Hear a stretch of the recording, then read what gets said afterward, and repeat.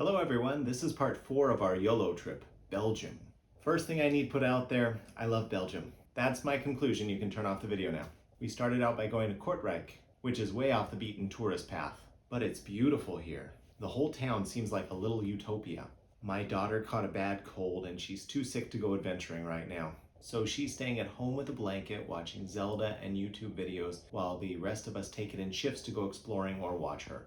Half of our plans got canceled because of this change, so we didn't get to do that much here in Belgium. Since I'm the only driver and I'm the one who feels most comfortable being in a foreign country and dealing with foreign situations, I've been designated as the guide for every excursion. So my wife stays home with my daughter while I take my grown kids out, and then the next day my 2 adult children stay home with my daughter while I take my wife out. That last part's kind of nice, I gotta admit. We've had 2 dates in 2 days. But I do wish my daughter was feeling better and we could all go out together. It's just a cold, she'll be over it soon. But with my family staying home every other day to take care of my daughter, they're all bored and rested and ready to get out and explore. Not me. I'm kind of tired, but I'm going to push through so my family can have a fun time. For those of you that are still here, credit where credit is due. My wife is the mastermind behind this trip. Sure, we talked about doing this together, but she planned it. She reserved everything, she arranged it, she's executing it. So besides the fact that I have to do all the driving, I'm really the passenger princess in this one. She's amazing and I love her. And honey, I'm so sorry that I'm useless at planning vacations. That's the prologue for this situation. The story is this. Our Airbnb that she'd carefully planned near the city of Bruges canceled on us with only a couple of days' notice. No idea why. So my wife had to scramble frantically to find us something else, and she came to us and she said, "I'm so sorry everyone. The place I had booked that was close to town is no longer available. I got us something else, but it's 35 minutes away from all the things that we want to do." Gosh, that sounds terrible. But actually it was a wonderful serendipitous event because the place she found was in Kortrijk. I'm not sure if I'm saying that right.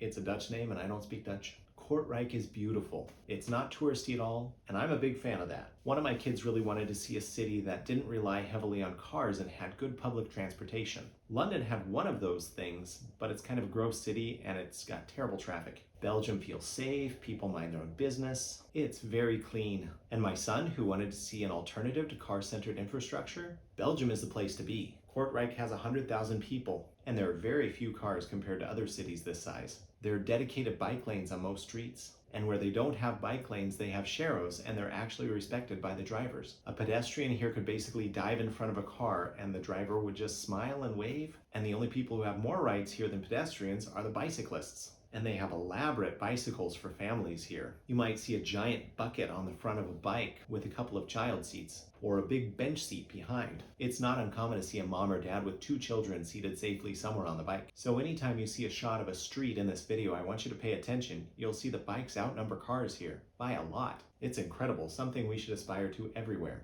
So the first full day, I took my older kids on a walk all through Kortrijk. We saw these picturesque bridges, amazing cathedrals, cute little plazas, ornate buildings. Seriously, we kept discovering incredible new things every time we turned a corner. My son made the comment that we are getting robbed in the United States because these amazing buildings are not commonplace there. And I wondered aloud why the city of Kortrijk is not famous with tourists, since it has so many quaint plazas, beautiful churches and bridges, amazing architecture. And my son responded that maybe it's not famous because this is commonplace in Europe. Maybe everywhere has beautiful bridges and churches and quaint little plazas. And from what I've seen, I think he's right. So Kortrijk is a beautiful, peaceful, lovely little utopia-like town. They mostly speak Dutch here, which I didn't know. I thought Belgium spoke French. Stupid me. People in Belgium speak a lot of languages, and they don't seem to have any problem switching between to help people that speak other languages. I was at this little grocery store, and the gentleman behind the counter spoke 5 or 6 different languages just in the time I observed him. He really seemed to know all his customers, so he spoke to one in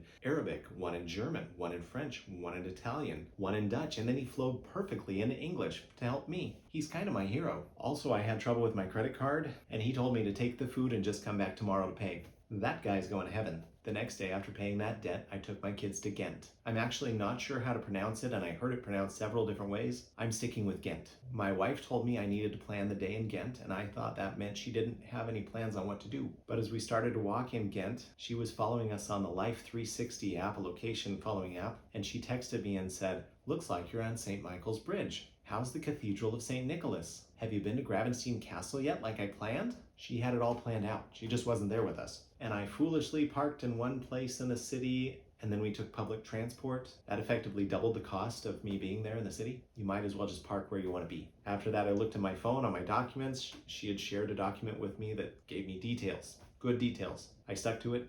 The day went better. The castle of Gravensteen, home to Count Philip, is a fort built right in the middle of the city. And the audio tour is, well, they hired a comedian to write and voice the audio tour, and he included a lot of things to be funny. And that took us by surprise because every other audio tour we've done is very dry and informative.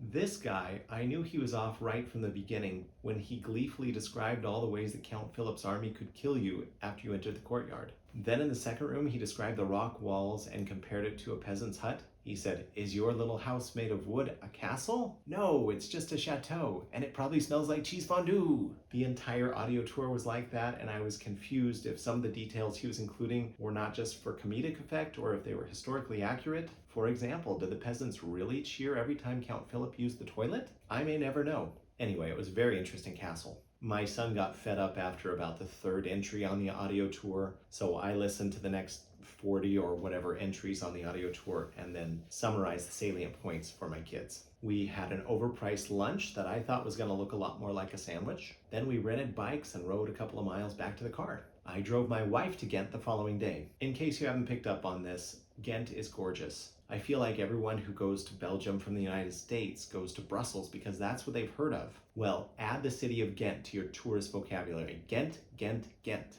You should go there. My wife and I also toured Gravensteen, but in contrast to my kids, my wife really enjoyed the humor of the weird little audio tour guide.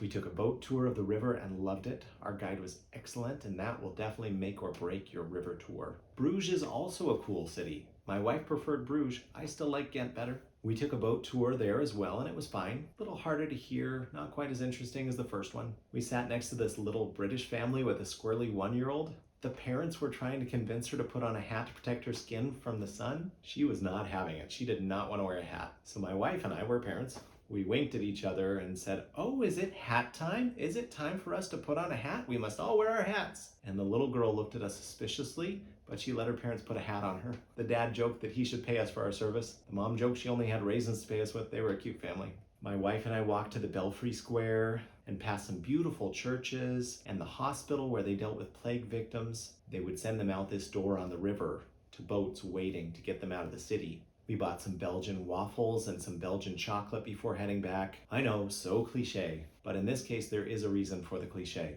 The waffles really are delicious, and the chocolate is 10 times better at least than what you're thinking of if you've only had chocolate in the United States. The next day I brought my older kids to Bruges for their turn. We went up the Belfry, called the Belfort, and got to see the inner workings of the bell tower. Before we went up, my kids asked me how I thought that they controlled the bells. Did somebody stand up there and hit them with hammers or pull on ropes? And I confidently said, nah, it's a computer definitely that's controlling the whole thing. I was wrong, and it was cool to be proven wrong. It's more like the tower works as a giant music box. This wheel is as tall as I am, and those pegs sticking out pull on levers that ring the bells. There are 37,000 possible positions on this cylinder to control the timing and the notes. It rolls around once every hour to play 4 songs. You get 2 short ditties on the quarter-hour marks, a little bit longer song on the half-hour, and on the hour you get 2 to 3 minutes of Somewhere Over the Rainbow. They change the songs every couple of years. There is a small room where a musician could play the bells manually using a small keyboard of sorts. And the view from the top is amazing. You can see everywhere in Bruges. And we did get to hear the bells play at the quarter hour while we were up there.